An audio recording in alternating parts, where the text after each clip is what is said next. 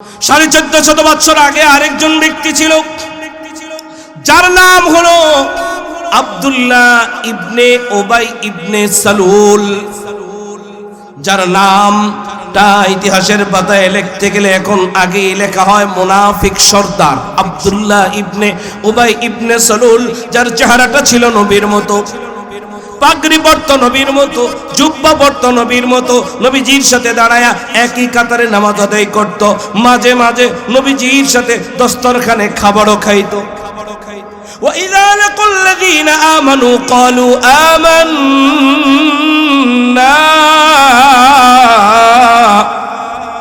সাহাবায়ে কেরামের সাথে সাক্ষাৎ হলে বলতো আমি ঈমানদার। وَإِذَا خَلَوْا ইলা শায়াতিনহিম, গোপনে গোপনে যখন সংগোপনে শয়তানদের সাথে সাক্ষাৎ হতো, এখানে শায়াতিন শব্দ ব্যবহার করা হয়েছে। মুফাসসিরিন কেরাম লেখেন তৎকালীন সময়ে বেঈমানদের গোল মিটিংয়ে ইসলামকে ধ্বংস করার জন্য যেই মিটিংগুলো করা হতো, ওই মিটিংগুলোর মধ্যে সরাসরি ইবলিস হাজির হতো, সরাসরি শয়তান হাজির। এই জন্য বলেন ওয়াইদা খালাউ, গোপনে গোপনে সংগোপনে যখন এই মানুষটা শয়তানদের সাথে সাক্ষাৎ করত, তখন বলতো ইন্না মাকুম, আমি তোমাদের সাথে আছি। সাহাবায়ে কেরামকে বলে আমি ঈমানদার, এদিক দিয়ে শয়তানকে কয় আমি তোমাদের সাথে আছি। যখন বলে এই তোমারে না দেখলাম নবীজির সাথে একই দস্তরখানে খানা খাইতে, তোমারে না দেখলাম নবীজির সাথে একই কাতারে দাঁড়ায় নামাজ পড়তে, কয় ইন্নামা নাহনু মুস্তাহজিউন, এটুক তো করেছি একটু তামাশা বাড়াবার জন্যে, এটুক তো করেছি তাদের কথাগুলো আইনাই না তোমাদের কাছে গোপন কথা ফাঁস করে দেওয়ার জন্য। বলেন এই বদগুণের মানুষ এখন আছে না ভাই? প্রত্যেকটা গ্রামে গ্রামে, প্রত্যেকটা এলাকা এলাকায় মসজিদে ইমাম সাহেব হুজুর যে কয় হুজুর আপনার মতো হুজুর হয় না, আছে না এমন কিছু? কয় হুজুর আপনি আসেন দেখে এই সমাজটা ঠিক আছে, মানে এত পাম দেয়। আমরা এখন মোবাইলে মোবাইলে মাঝে মাঝে দেখি তো, মানে কি পরিমাণ তেল একদল আরেক দলের নেতারা কি পরিমাণ তেল মারতেছে, তেল ফুরায় গেছে, তেলের দাম বেড়ে গেছে, ঠিক কিনা? হুজুর এমন ভাবে কয় হুজুর আপনার মতো হুজুর হয় না, আপনার মতো ইমাম হয় না, এই সমাজের আপনি একটা মানুষ আর সব মানুষ, মানে একেবারে পাম দিয়ে ফুলায় ফেলে। ঠিক এই মানুষটাই মসজিদ থেকে বাইরে চার দোকানে বসে হুজুর, যার কারণে সমাজটা শেষ আছে না? তাহলে থাকলে ভালো হয়ে যান, এই বদ গুণে কেউ যদি থাকেন ভালো হয়ে যান। মুখে একটা অন্তরে আসেনি, আল্লাহ হেফাজত করেন, আমিন। আমি যেই কথাটা বলতে চাইতেছিলাম, আমরা মুনাফিক হতে চাই না, বেঈমান হতে চাই না, ঈমানদার হতে চাই। ঈমানদারের জবানে যা অন্তরে তা, অন্তরে যা জবানে তা, ঠিক কিনা? সুতরাং জবানে লা ইলাহা ইল্লাল্লাহ, অন্তরে লা ইলাহা ইল্লাল্লাহ। আল্লাহ তাআলা আমাদেরকে সঠিক ঈমানদার বানায় দেখুন, আমিন। يا أيها الذين آمنوا اتقوا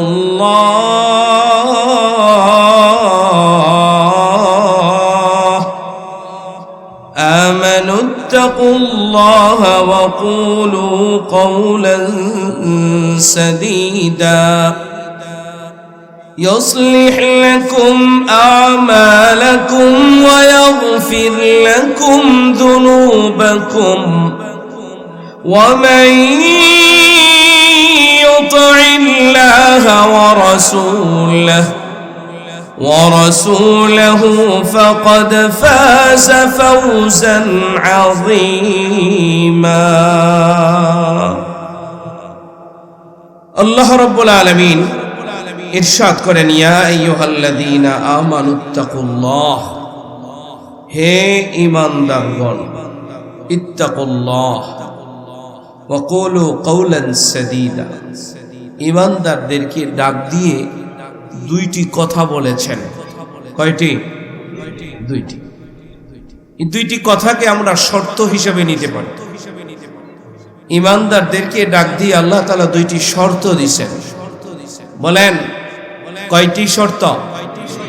দুইটি শর্ত। পরের আয়াতে আল্লাহ রাব্বুল আলামিন দুইটি ফলাফলও জানিয়েছেন। যদি তোমরা এই দুইটি শর্ত পুরা করো তোমাদেরকে দুইটি পুরস্কার দিব। তাহলে বলেন তো শর্ত কয়টা? পুরস্কার দুই আর দুই কত?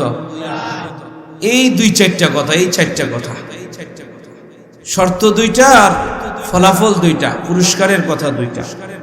এই চার কথা বলেই আমি আমার আলোচনার ইতি টানব ইনশাআল্লাহ। শর্তগুলো শোনার আগে আমরা পুরস্কারটা আগে শুনি। আল্লাহ রাব্বুল আলামিন বলেন, গোলাম যদি দুইটি শর্ত পুরা করো তোমাদেরকে দুইটি পুরস্কার দিব। নম্বর 1, ইউসলিহ লাকুম আমালাকুম। আল্লাহ রাব্বুল আলামিন বলেন, যাও কথা দিলাম তোমাদের আমলগুলো আমি সংশোধন করে দিব, তোমাদের আমলগুলো ইসলাহ করে দিব। তোমরা ভুলের মধ্যে আছো, আমি আল্লাহ সংশোধন করে দিব। আমি আপনাদের জিজ্ঞেস করতে চাই, আমাদের আমলগুলো সংশোধন হোক আমরা চাই? কে কে চাই? ঠিক তো? 1 নম্বর। তাহলে 4 কথার 1 কথা শেষ। আছে কয় কথা? 3 কথা। তো 1 কথা শেষ, তাহলে আর 3 কথা বলতে নাইলে 2-1 মিনিট লাগে, কথা শেষ। আমি আবারও জিজ্ঞাসা করি, আমাদের আমলে ভুল ত্রুটি আছে না নাই? আমাদের এই যে অঙ্গ প্রত্যঙ্গ, আমাদের এই বডিতে ভুল ত্রুটি আছে না নাই?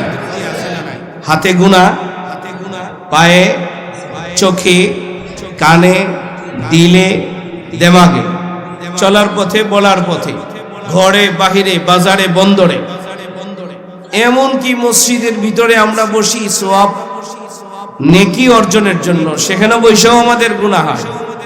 বসে বসে আরেকজনের গীবত করে, আছে না নাই? তাহলে এই বদামলগুলো আমাদের সংশোধন হোক আমরা চাই।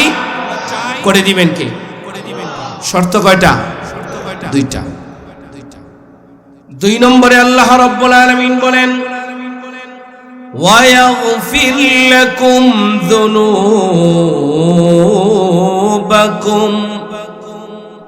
আল্লাহ রাব্বুল আলামিন বলেন, যাও কথা দিলাম যদি 2টা শর্ত পুরা করো আমি তোমাদেরকে 2টা পুরস্কার দিব। 2 নম্বর, আমি আল্লাহ তোমাদের জীবনের সবগুলি গুনাহ মাফ করে দিব। দুনিয়াতে যদি আমাদের আমলগুলি সংশোধন হয় আর জীবনের গুনাহগুলো যদি মাফ হয়ে যায় তাহলে দুনিয়াতেও আমরা সফল। গুনাহ না থাকলে আমরা কবর, হাসর, নাসর, জান্নাত পর্যন্ত আমরা সফল, ঠিক কিনা? তাহলে এই 2টা শর্ত সাধারণ কোনো শর্ত না, ঠিক কিনা বলেন? দুনিয়া আখিরাতের সফলতা সর্বোচ্চ সোপান, সর্বোচ্চ অবস্থান, এই 2টা শর্ত। তাহলে পুরস্কারের কথা শুনলাম আমরা এখানে এমন কেউ নাই যার জীবনে গুনাহ নাই। জীবনের চলন্ত পথে মাথা থেকে নিয়ে পায়ের পাতা পর্যন্ত তাকাইলে এমন কোন অঙ্গ নাই যে অঙ্গের মধ্যে আমাদের গুনাহ নাই, ঠিক না? প্রত্যেকটা অঙ্গ প্রত্যঙ্গে গুনাহ, ঘরে, বাজারে, বন্দরে, সব জায়গায় আমাদের গুনাহ। অপরাধ আর অপরাধ, ব্যবসা করতে গেলে অপরাধ, জীবন চলার পথে অপরাধ, মোবাইল চালাইতে গেলে সেখানেও অপরাধ, ঠিক কিনা? প্রত্যেকটা কাজে করবে আমাদের ভুল ভ্রান্তি, গুনাহের কাজ হয়ে যাচ্ছে। সুতরাং আমরা গুনাহ থেকে বাঁচতে চাই, আমলগুলি সংশোধন করতে চাই। আর আজকের এই মজমা ইসলাহি জোর সংশোধনী মজমা। এই যে দেখেন না, আমাদের বাংলাদেশে এখন সংসদে বিল উত্থাপন হয়, মাঝে মাঝে বিভিন্ন বিষয় নিয়ে সংশোধনী পাশ হয়, ঠিক কিনা? ওখানে সংশোধনী পাশ করে।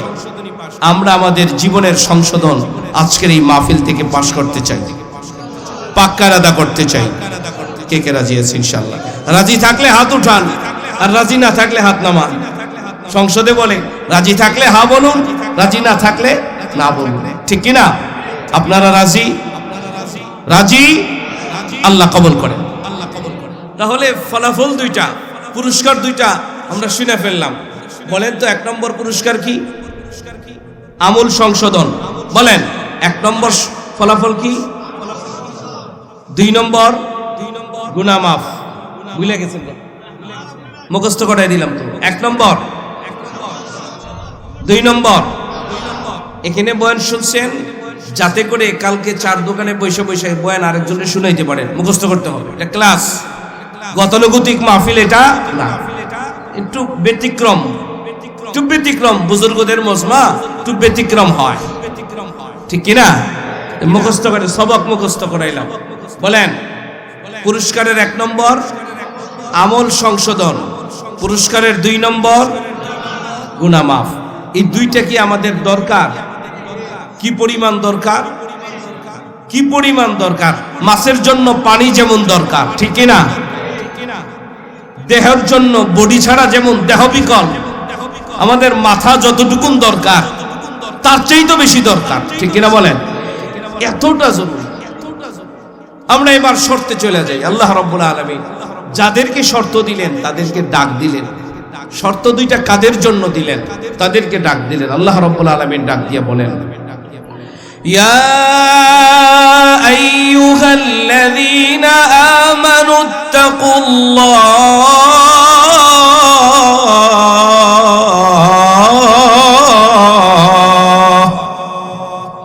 আল্লাহ রাব্বুল আলামিন ডাক দিলেন, ইয়া আইয়ুহাল্লাযীনা আমানু, হে ঈমানদারগণ। বলেন এখানে কাদেরকে ডাকছেন? যারা ঈমানদার, ঠিক না? মানে প্রশ্ন হলো আমরা ঈমানদার কিনা, এটা আমাদের আগে বোঝা দরকার।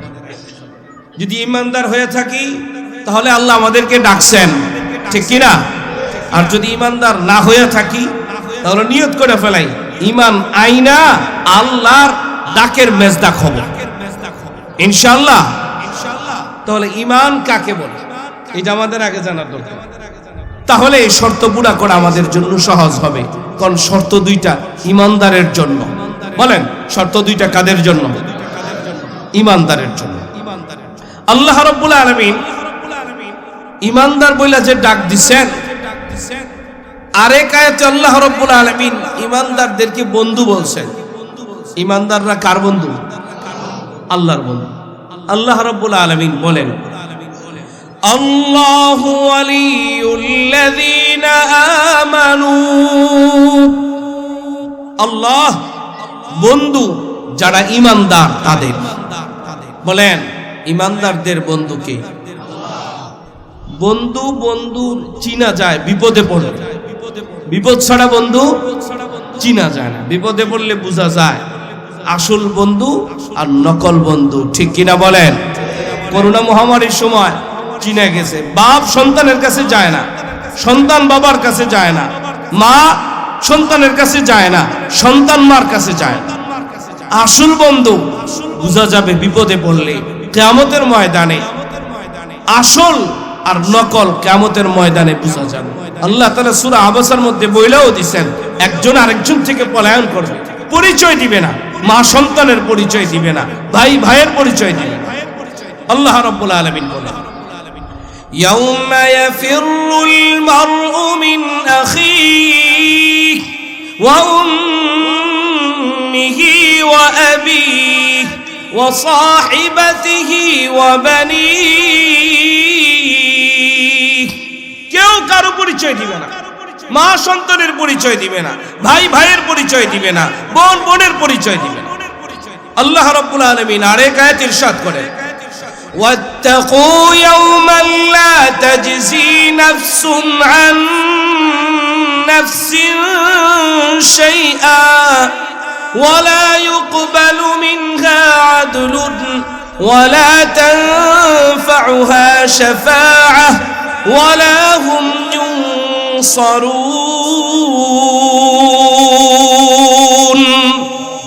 আল্লাহ রাব্বুল আলামিন বলেন তোমরা ওই দিনকে ভয় করো যেদিন কেউ কারো কোনো উপকারে আসবে না, যেদিন কেউ কারো বিনিময় গ্রহণ করা হবে না, যেদিন কেউ কারো সুপারিশ করবে না, যেদিন কেউ কাউকে সাহায্য করবে না, এমন একটা দিন আমাদের সামনে আছে না নাই? আল্লাহ রাব্বুল আলামিন বলেন সেদিন কেউ কারো পরিচয় দিবে না, কিন্তু একজন আছেন না নাই? তিনি কি? আঙ্গুল উঠায় বলে, আঙ্গুল সোজা করে, শাহাদাত আঙ্গুল সোজা করে বলেন তিনি কে? কষ্ট করে আঙ্গুল উঠাইলাম, তার কারণ হইল আল্লাহকে আঙ্গুল দিয়া সাক্ষী দেওয়া এটা ইবাদা, এটা আলাদা ইবাদা। নামাজের মধ্যে, তাশাহুদের মধ্যে আছে না নাই? এই জন্য মাঝে মাঝে তাশাহুদ ছাড়াও শেখ আব্দুল কাদের জিলানী রহমাতুল্লাহি আলাইহি বলেন মাঝে মাঝে খোলা আকাশের নিচে দাঁড়িয়ে আল্লাহকে আঙ্গুল উঠায় সাক্ষী দেওয়া, তাহলে মৃত্যুর সময় জবান বন্ধ হয়ে গেল আঙ্গুল দ্বারা তার ঈমান নসিব হয়ে যায়। এই জন্য আল্লাহকে মাঝে মাঝে আঙ্গুল উঠায় সাক্ষী দেওয়া। বলেন তো আসমানের মালিক, জমিনের মালিক, আমার আপনার মালিক, আমার আপনার আসল বন্ধু, ঠিক তো?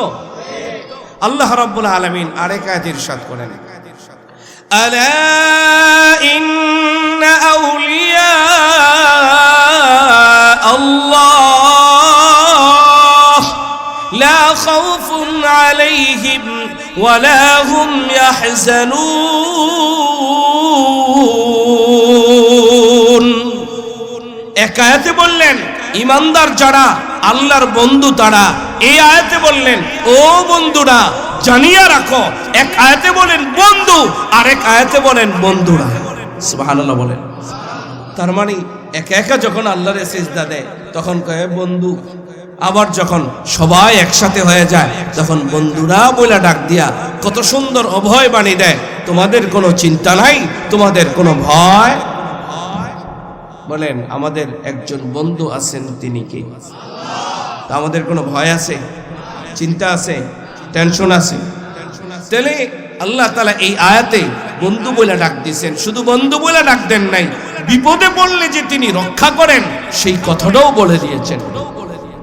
আল্লাহু ওয়ালিউল্লাযীনা আমানু ইখরিজুহুম মিনাল যুলুমাতি ইলান নূর।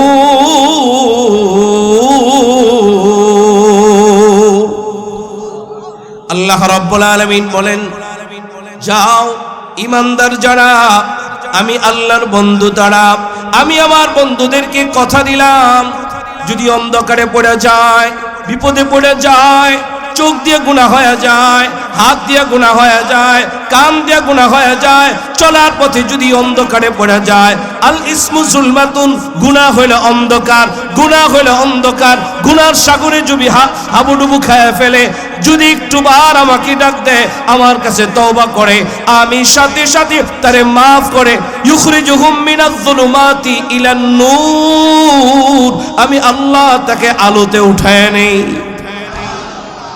বলেন মাফ করে দেন কে? আল্লাহ। আলোতে উঠায় নেন কে? অন্ধকারে পড়ে গেলে অন্ধকার থেকে আমাকে বের করে টাইনা টাইনা আল্লাহ তাআলা নিজে কুদরত দিয়া বের করে নিয়ে এসে আলোতে উঠায় দেন। দলিল আজকের এই মজমা, দলিল এই মুহূর্তের মজমা। এইখানে ইসলাহি জোর হবে, এলান করা হয়েছে, লিফলেট করা হয়েছে, মাইকিং করা হয়েছে, গ্রামের মানুষের কানে কানে কর্ণকুহরে আওয়াজ পৌঁছে দেওয়া হয়েছে। কত মানুষের কানে পৌঁছেছে মাইকের আওয়াজ, এখনো পর্যন্ত কতজনের কানে যাচ্ছে, কিন্তু তারা আসে না, আসে না। কিন্তু আল্লাহ তাআলা আমাকে আপনাকে ধৈরা ধৈরা এখানে আইনা বসায় দিয়েছেন। কোরআনের মজমায়, হাদিসের মজমায়, তওবার মজমায়, উলামায়ে কেরামের মজমায়, বুজুর্গদের মজমায়। ঠিক কিনা? এটাই দলিল, এটাই দলিল, এই মজমাটা দলিল। ঠিক কিনা? এটা দলিল। আল্লাহ তাআলা আমাদেরকে মরণ পর্যন্ত পরিপূর্ণ ঈমান নসিব করেন। তাহলে এই কথাটা আমি আপনাদের কাছে রাখলাম। পরের কথা হলো ঈমান কাকে বলে? লম্বা চড়া কোনো ব্যাখ্যায় নয়, তিন জিনিসের নাম ঈমান। বলেন কয় জিনিস? ইকরার বিল লিসান, তাসদীক বিল জিনান, আমল বিল আরকান। তিন জিনিসের নাম ঈমান। নম্বর 1 ইকরার বিল লিসান, জবানে শুদ্ধ উচ্চারণে কালিমা পড়া। বলেন জবানে শুদ্ধ উচ্চারণে কালিমা পড়া। আর আজকের এই মজমাটাও সহি ঈমান আমল, ঠিক কি না? সহি ঈমান আমল গঠন ও আত্মশুদ্ধি অর্জনের লক্ষ্যে আজকের এই মজমা। তাহলে ঈমান কাকে বলি? এর মধ্যে এক নম্বর হলো জবানে শুদ্ধ উচ্চারণে কালিমা পড়া। এবার একটু হিসাব লাগায় দেখি, নামাজ পড়ে 20 বছর ধরে এখনো পর্যন্ত কালিমাটা শুদ্ধ করে পারে না। নামাজ পড়ে 50 বছর ধরে এখনো পর্যন্ত কালিমা শুদ্ধ করে পারে না। নামাজ পড়ে জীবন ভর নামাজ পড়তেছে কিন্তু কালিমাটাই পারে না। আছে না নাই? এই জন্য দিগির পরের পিসা বুঝুন কি করে মানুষের ঈমান আমল সঠিক হয়, সহি হয়ে যায়, সেই নীরব আন্দোলন করতেছে। গ্রামে গ্রামে, গঞ্জে গঞ্জে, মসজিদে মসজিদে, পাড়ায় পাড়ায়, মহল্লায় মহল্লায়। কি করে মানুষের ঈমান শুদ্ধ হয়ে যায়? কি করে মানুষ শুদ্ধ কালিমা পড়তে পারে? উৎসাহ হিসাবে আমি আপনাদেরকে হয়তো একবার পড়িয়ে দিব, কিন্তু যদি শুদ্ধ না হয় আজকে থেকেই নিয়ত করি আমরা কালিমাকে শুদ্ধ করব ইনশাআল্লাহ। পড়ি লা ইলাহা ইল্লাল্লাহু মুহাম্মাদুর রাসূলুল্লাহ। কেউ যদি সরকারি চাকরি করে, সরকারি চাকরি করার জন্য তাকে দরখাস্ত করতে হয়, হয় কি না? দরখাস্ত যদি ভুল হয় দরখাস্ত বাতিল হয়ে যায়। দরখাস্ত ভুল হইলে দরখাস্ত বাতিল হয়, গ্রান্টেড হয় না। সূরাতুল মুমিনুন 18 নম্বর পারার প্রথম আয়াত, সূরাতুল মুমিনুনের প্রথম দিকে আল্লাহ রাব্বুল আলামিন বলেন قد أفلح المؤمنون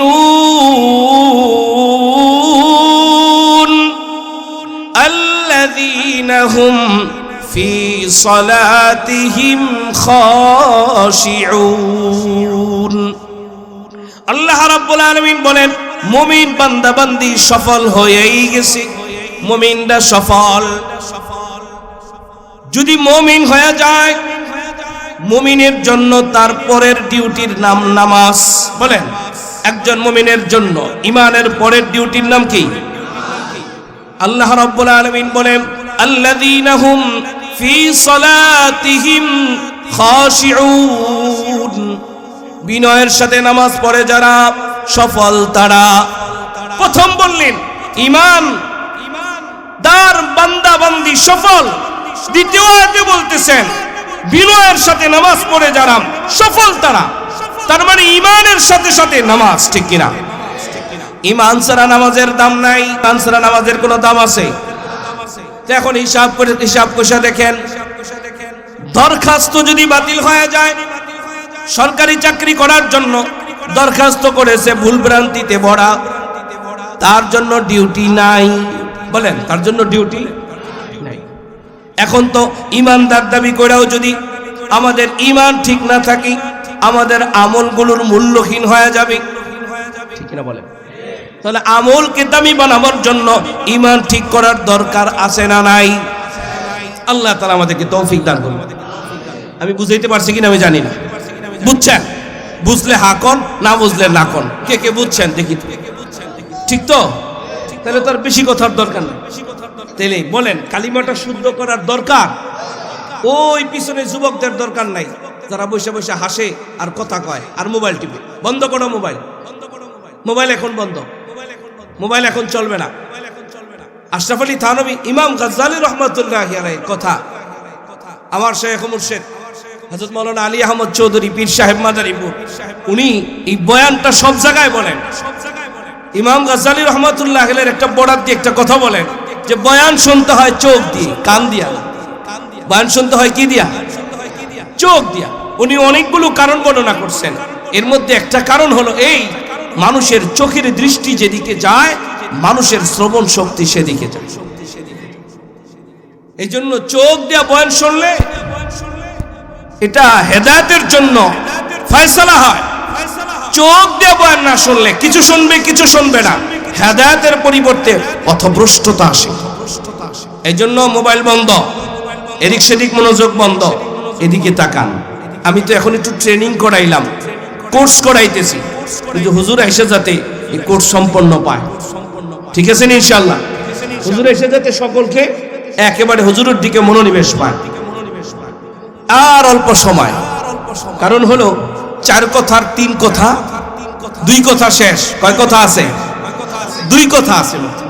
এই 2টা শর্ত বলার জন্যই ঈমান, 2টা শর্ত আল্লাহ যাদেরকে দিয়েছেন তাদের কথাই আমি বলতেছি।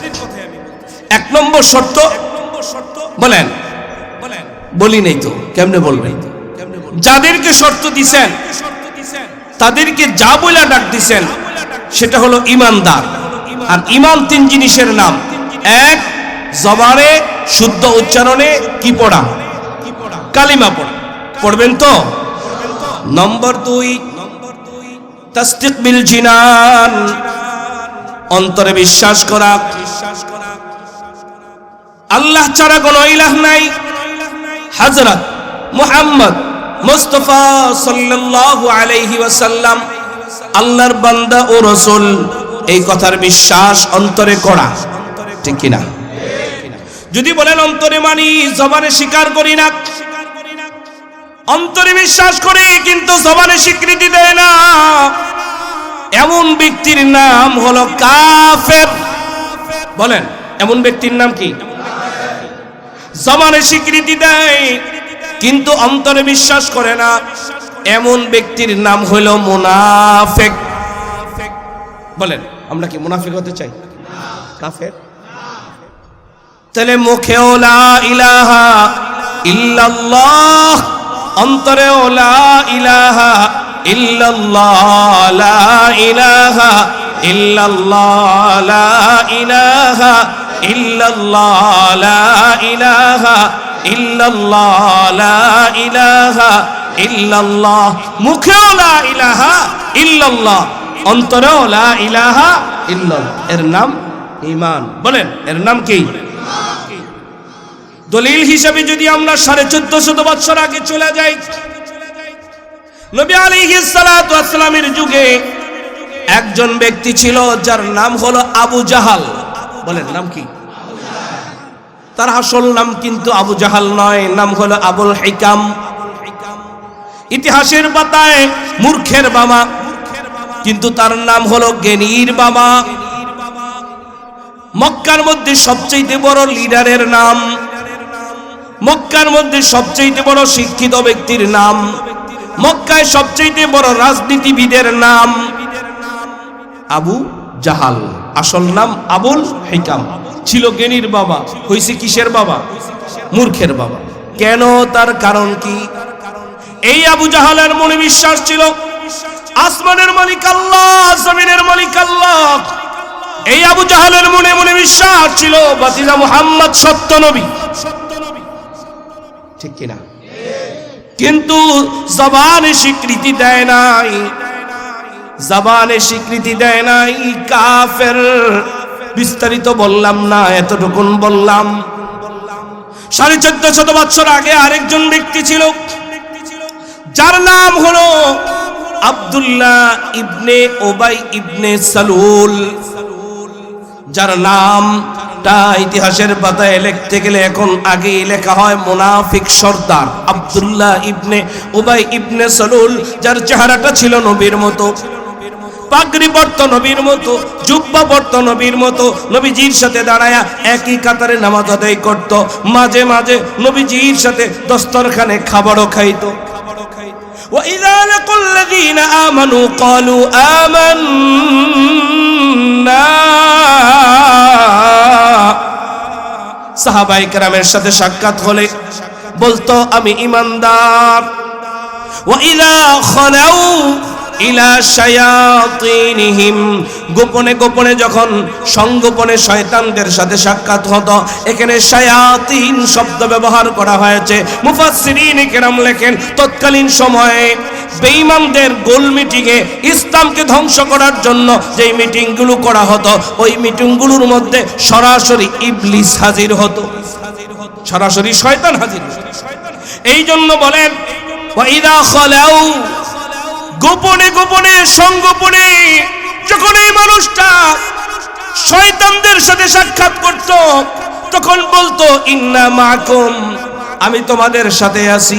সাহাবায়ে কেরামকে বলে আমি ইমানদার, এদিক দিয়ে শয়তানকে কয় আমি তোমাদের সাথে আছি। যখন বলে এই তোমারে না দেখলাম নবীজির সাথে একই দস্তরখানে খানা খাইতে, তোমারে না দেখলাম নবীজির সাথে একই কাতারে দাঁড়ায় নামাজ পড়তে, কয় ইন্নামা নাহনু মুস্তাহজিউন, এটুক তো করেছি একটু তামাশা বাড়াবার জন্যে, এটুক তো করেছি তাদের কথাগুলো আইনাই না তোমাদের কাছে গোপন কথা ফাঁস করে দেওয়ার জন্য।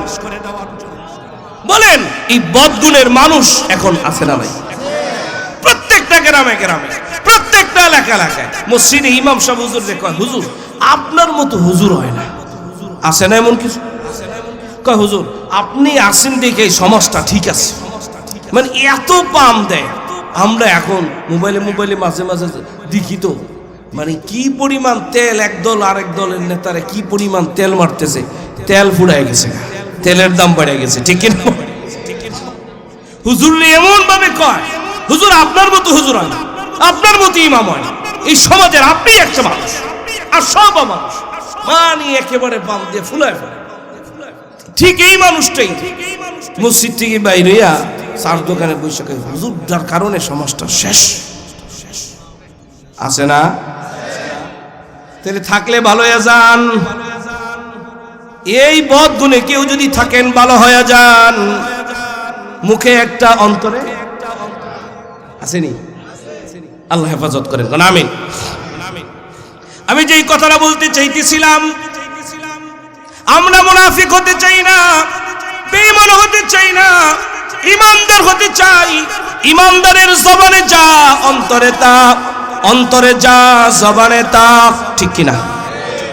সুতরাং জবানে লা ইলাহা ইল্লাল্লাহ, অন্তরে লা ইলাহা ইল্লাল্লাহ। আল্লাহ তাআলা আমাদেরকে সঠিক ইমানদার বানায় দেখুন, আমিন। ইমানের 3 নম্বরের নাম আমল বিল আরকান, অর্থাৎ ইমানের দাবি মাথা থেকে নিয়ে পায়ের পাতা পর্যন্ত ফিট করা। ইমানের দাবি কি বলে? দাড়ি রাখতে বলে না কাটতে বলে? ইমানের দাবি ব্যবসা হালাল পন্থায় করতে বলে না হারাম পন্থায় করতে বলে? ইমানের দাবি রাজনীতি হারাম পন্থায় করতে বলে না হালাল পন্থায় করতে বলে? ইমানের দাবি পরিবারে বেপর্দায় চলতে বলে না পর্দায় চলতে বলে? ইমানের দাবি রাস্তা দিয়া ডান দিক দিয়া চলতে বলে না বাম দিকে চলতে বলে? ইমানের দাবি গালি দিতে বলে না গালি দিতে নিষেধ করে? ইমানের দাবি গীবত করতে বলে না গীবত করতে নিষেধ করে? ইমানের দাবি অনুযায়ী মাথা থেকে নিয়ে পায়ের পাতা পর্যন্ত ফিট করা, ঠিক আছে নি ইনশাআল্লাহ? এই 3 জিনিসের নাম কি বলেন? এই 3 জিনিসের নাম ঈমান। আল্লাহ তাআলা আমাদেরকে পরিপূর্ণ ঈমান নসিব করে, বলেন আমিন। এই 3 গুণে গুণী যারা ঈমানদার তারা, বলেন এই 3 গুণে গুণী যারা ঈমানদার, এমন ঈমানদারদেরকে আল্লাহ রাব্বুল আলামিন ডাক দিয়া বলেন ইয়া আইয়ুহাল্লাযীনা আমানু। ওই যে আয়াত বলেছিলাম ঈমানদার যারা, আল্লাহর বন্ধু তারা। আল্লাহ রাব্বুল আলামিন যেন কেমন যেন বলেন হে আমার বন্ধুরা। কাদের ডাক দিবেন? বন্ধুদেরকে ঈমানদার বলে ডাক দিবেন, মানে হে আমার বন্ধুরা, হে আমার বন্ধু। বলেন আমরা আমাদের আসল বন্ধুকে, ঠিক তো?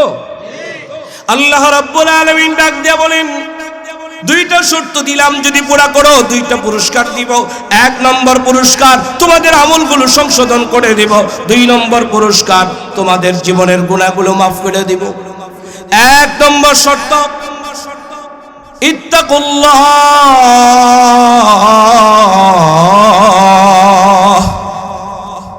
আল্লাহকে ভয় করো। কাকে ভয়? আল্লাহর ভয়ের ব্যাখ্যা হুজুরি সুন্দর করে আপনাদেরকে দিবেন ইনশাআল্লাহ। এটাই বুঝাইতে আসছেন। আল্লাহকে ভয় করো, তাকওয়া অর্জন করো, আত্মশুদ্ধি অর্জন করো, তাকওয়া অর্জন করো। তাকওয়া কাকে বলে বিস্তারিত ব্যাখ্যায় আমি যাচ্ছি না। বিগত যেই মাসটা আমাদের কাছ থেকে বিদায় নিল, রমজান মাস, এখনো শাওয়াল মাসের শেষ প্রান্ত, ঠিক না? আল্লাহ রাব্বুল আলামিন বলেন, ইয়া আইয়ুহাল্লাযীনা আমানু কুতিবা আলাইকুমুস সিয়াম, হে ঈমানদারেরা, তোমাদের উপরে সিয়ামকে ফরজ করা হয়েছে। কামা কুতিবা আলাল্লাযীনা মিন ক্বাবলিকুম, তোমাদের পূর্ববর্তীদের উপরেও করা হয়েছিল। কেন? লাআল্লাকুম তাত্তাকুন, যাতে করে তোমরা মুত্তাকি হতে পারো। সাদাসিধা মুত্তাকির একটা সাদাসিধা ভাষা হলো যাতে করে তোমরা ভালো হতে পারো, যাতে তোমরা আল্লাহওয়ালা হতে পারো, যাতে করে তোমরা আল্লাহর নেক বান্দা হতে পারো, ঠিক কিনা? এক মাস আল্লাহ তাআলা আমাদেরকে কোর্স করাইছেন যাতে করে 11টি মাস, এই 11 মাস আমাদের পরীক্ষা হবে, তাকওয়ার পরীক্ষা হবে, সংযমের পরীক্ষা হবে। যেটা রমজান মাসে হালাল ছিল সেটাকে আল্লাহ রমজানে নিষেধ করে দিয়েছেন। সূর্য সুবহ সাদিক থেকে নিয়ে সূর্যাস্ত পর্যন্ত খাওয়া হালাল ছিল, পানি হালাল ছিল বলে সেটাই হারাম হয়ে গেছে, কেউ খায় নাই। আল্লাহ নিষেধ করছে তো খায় নাই। হালাল স্ত্রী হালাল ছিল, এরপরও যায় নাই কেন? আল্লাহর আদেশ ছিল, হালালটা হারাম করে রাখছেন। সেটা কোর্স করা সারা 11টা মাস কি করে হারাম থেকে বাঁচা যায়, হালাল থেকে বাইচা হারাম থেকে বাঁচার প্রশিক্ষণ দেওয়া হয়েছে রমজান মাসে তাকওয়া অর্জন করার জন্য, ঠিক কিনা বলেন? আর এই শাওয়াল মাস এটা পরীক্ষার মাস, জিলকদ মাস পরীক্ষার মাস, বাকি 11টা মাস পরীক্ষা দিতে হবে। 1 মাসের কোর্সের পরীক্ষা 11 মাস। রাজি আছেন ইনশাআল্লাহ? বলেন হারামের দিকে যাওয়া যাবে? তাহলে কোর্স পরীক্ষায় ফেল, পরীক্ষায় ফেল। এই যে কোর্স করা হয়েছে, এই কোর্সের পড়া যেন ভুইলা না যায়, এই জন্যই হযরত বুজুর্গ উলামায়ে কেরাম আল্লাহওয়ালাগণ মানুষের ধারে ধারে, মানুষের প্রান্তে প্রান্তে যায় পিছনের কথা মনে করায় দিয়া, নসিহা কোডা উপদেশ বানিয়ে দিয়া আল্লাহ তাআলার কথাগুলো মানুষকে শোনায় শোনায়, এটা ভুইলা যাইও না, এটা ভুইলা যাইও না, এটা ভুইলা যাইও, এটাই মনে করায় দেওয়ার জন্য, ঠিক করে ভালো হওয়া যায়, ঠিক কিনা বলে? রাজি আছেন ইনশাআল্লাহ? সশ্রদ্ধ ভাই পয়গম্বর আলাইহিস সালাতু ওয়াস সালাম সাহাবায়ে কেরামকে বলেন, আত-তাকওয়া হাহুনা, তাকওয়া হলো এখানে। বলেন কোথায়? অন্তরে, অন্তরে। বলেন কোথায়? অন্তরে। বিস্তারিত ব্যাখ্যা বুজুর্গ উলামায়ে কেরাম দিবেন। হযরতে আলী রাদিয়াল্লাহু তাআলা আনহু বলেন, 3 জিনিসের নাম তাকওয়া। বলেন কয় জিনিসের নাম? 3 জিনিসের নাম তাকওয়া। নম্বর 1 আল্লাহকে ভয় করা। নম্বর 2 কোরআন অনুযায়ী জীবন যাপন করা। নম্বর 3 আখিরাতের প্রস্তুতি নেওয়া। এই 3 জিনিসের নাম কি? তাকওয়া। 3 জিনিসের নাম তাকওয়া।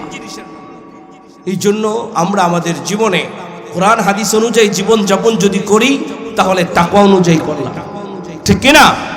আখিরাতের প্রস্তুতি যদি নিয়ে থাকি, আমার কবরে আযাব হবে, আমাকে কবরের আযাব থেকে বাঁচতে হবে, এই জন্য আমার প্রস্তুতি নিয়ে কবরে যেতে হবে। পয়গম্বর বলেন, কেউ যদি প্রত্যেকদিন রাতের বেলায় সূরাতুল মুলক তেলাওয়াত করে, প্রত্যেকদিন রাতের বেলায় সূরাতুল মুলক তেলাওয়াত করে, পয়গম্বর বলেন কবরের মধ্যে তার জন্য পাহারাদার হয়ে যাবেন, পাহারাদার। এটা প্রস্তুতি। এই আমলগুলি আমাদেরকে শেখানোর জন্যই বুজুর্গ উলামায়ে কেরাম আসেন। আখিরাতের প্রস্তুতির নাম তাকওয়া। বলেন আখিরাতের প্রস্তুতির নাম কি? তাকওয়া। আল্লাহকে ভয় করার নাম তাকওয়া। আল্লাহর জাহান্নামকে ভয় করার নাম তাকওয়া। জান্নাতের আশা করার নাম তাকওয়া। কোরআন অনুযায়ী জীবন যাপন করার নাম তাকওয়া।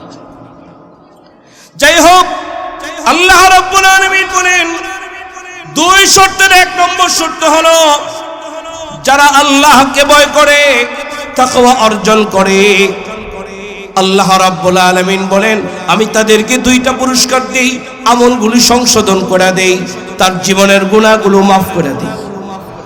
তাহলে বলেন এক নম্বর শর্ত তাকওয়া, বলেন এক নম্বর শর্ত, সবাই বলেন এক নম্বর শর্ত তাকওয়া। দুই নম্বর শর্ত ইয়া আইয়ুহাল্লাযীনা আমানুত্তাকুল্লাহ ওয়া কুলু কওলান সাদীদা। যখন কথা বলবে সাদাসিধা সত্য কথা বলবে, সদা সর্বদা সত্য কথা বলবে। রাজি রাজি? তাহলে বলেন এক নম্বর শর্ত তাকওয়া, দুই নম্বর শর্ত সদা সর্বদা। কে কে রাজি আছে? বলেন মিথ্যা কথা বলবো না, মিথ্যা কথা বলবো না, মিথ্যা সাক্ষী, ঠিক তো? বাস এই দুইটা শর্ত, সাদাসিধা কথা বলা, সত্য কথা বলা। কারণ মিথ্যা কথা হলো সকল পাপের মূল, ঠিক কিনা? এক মিথ্যাকে ঢাকতে হলে 10 মিথ্যা লাগে, 10 মিথ্যাকে ঢাকতে হলে 100 মিথ্যা লাগে, 100 মিথ্যা ঢাকতে গেলে 1000 মিথ্যা লাগে, ঠিক কিনা বলেন?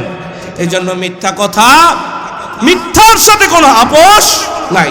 সন্তান অন্য অপরাধ করলে আপোষ আসে, কিন্তু সন্তান যদি মিথ্যা কথা বলে সন্তানের সাথে আপোষ করবেন, তাহলে সন্তান আজকে হয়তো মনে হচ্ছে আমার খুব আদরের দেখে আপোষ করে নিলাম, কালকে এই সন্তান আপনার উপরে মিথ্যা আরোপ করবে, পুরো পরিবারের উপরে মিথ্যা আরোপ করবে। এই জন্য খুব সাবধান।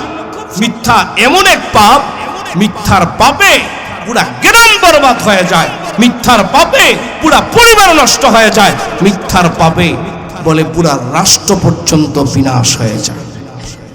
মিথ্যা এত বড় পাপ, এত বড় জঘন্য পাপ, মিথ্যা সাক্ষী আর মিথ্যা কথা বলা। আলোচনার রীতিতে নিয়ে যাই। আল্লাহ রাব্বুল আলামিন বলেন ফাজতানিবুর রিজসা মিনাল আওসান ওয়াজতানিবু কাওলাজ যুর। আল্লাহ রাব্বুল আলামিন বলেন তোমরা মূর্তি পূজা থেকে বেঁচে থাকো। বলেন কি পূজা? এটা কি মূর্তি পূজা করা? কি শিরক? বলেন মূর্তি পূজা বেঈমানি, ঠিক কি না? বলেন মূর্তি পূজা কি বেঈমানি? বলেন মূর্তি পূজা কি? জোরে বলেন মূর্তি পূজা কি বেঈমানি? আল্লাহ বলেন ফাজতানিবুর রিজসা মিনাল আওসান, তোমরা মূর্তি পূজা থেকে বেঁচে থাকো। পরের অংশে বলেন ওয়াজতানিবু কাওলাজ যুর, তোমরা মিথ্যা কথা, মিথ্যা সাক্ষী দেওয়া থেকে বেঁচে থাকো। তোমরা মিথ্যা কথা, মিথ্যা সাক্ষী দেওয়া থেকে বেঁচে থাকো। মুফাসসিরিন ইকরাম বলেন মূর্তি পূজার কথা আর মিথ্যা সাক্ষীর কথা একসঙ্গে একই আয়াতে একই ঢঙে আল্লাহ রাব্বুল আলামিন কেন বললেন? মুফাসসিরিন ইকরাম জবাব লেখেন মূর্তি পূজা করা যত বড় গুনাহ, মূর্তি পূজা করা যত বড় গুনাহ, মিথ্যা বলা, মিথ্যা সাক্ষী দেওয়া তত বড় গুনাহ। বলেন মিথ্যা বলবো? কে কে বলবো না? ঠিক তো? আল্লাহ আমাদেরকে কবুল করেন, বলেন আমিন। আল্লাহ রাব্বুল আলামিন এই কথাটাই বলেছেন ইয়া আইয়ুহাল্লাযীনা আমানুত্তাকুল্লাহা ওয়া কুলু কওলান সাদীদা। হে ঈমানদারেরা তোমরা আল্লাহকে ভয় করো, ওয়া কুলু কওলান সাদীদা, এবং সাদাসিধা সত্য কথা বলো। রাজি আছি তো ইনশাআল্লাহ? একটি হাদিস তেলাওয়াত করেছি, হাদিসের তরজমা হলো এই আল্লাহর কাছে সবচেয়ে প্রিয় আমল হলো সেটি মা দামা, যেটা রানিং, যেটা চলমান, ওয়া ইন কল্লা, যদিও সেটা কম হয়, যদিও সেটা অল্প হয়। একজনে শবে বরাত আসলে আমাদের দেশে শবে কদর শবে বরাত আসলে নামাজ পড়তে পড়তে রাত শেষ, কিন্তু পরের দিন ফজরে নাই। এই জন্য রাত ভোর দরকার নাই, 2 রাকাত তাহাজ্জুদ পড়ে, কিন্তু নিয়মিত পড়ে, এটার দাম বেশি, এটা আল্লাহ পছন্দ করে বেশি। নিয়মিত আমলকে নিয়মিত করব ইনশাআল্লাহ তাআলা। আমাদের সকলকে আল্লাহকে ভয় করে সদাসিধা সদা সর্বদা সত্য কথা বলে আমাদের জীবনের আমল সংশোধন এবং আমাদের জীবনের গুনাহগুলি মাফ করিয়ে দুনিয়া আখিরাতের কল্যাণ অর্জন করার তৌফিক দান করেন। আমিন। ওয়া আখিরু দাওয়ানা আলহামদুলিল্লাহি রাব্বিল আলামিন। আসসালামু আলাইকুম ওয়া রাহমাতুল্লাহি ওয়া বারাকাতুহু।